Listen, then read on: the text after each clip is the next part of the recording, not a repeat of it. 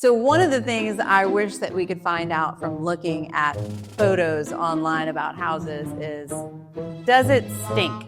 Does this house smell like smoke? Does this house smell like cat pee? Does this house smell like a kennel?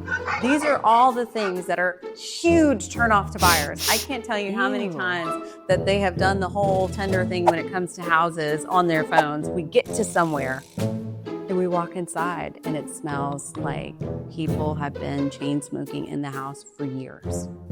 It really is such a turnoff to a family who doesn't smoke, especially if they have asthma or any sort of breathing problems.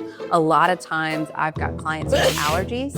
And so if there's a pet in the home, I'll have to call first, when I'm dealing with an allergy just to make sure.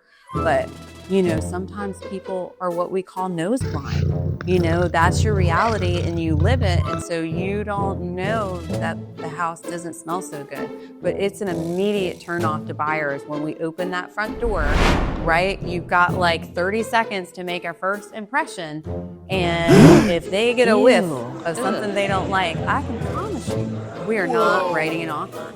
They are going to be upset that they got off of work early. Maybe they, stressed over who was going to take their child to that extracurricular activity so that they could go see this house after work. And so I would say one thing I've heard from my buyers is, boy, they wish that these pictures came with a disclaimer about whether or not this would pass the sniff test.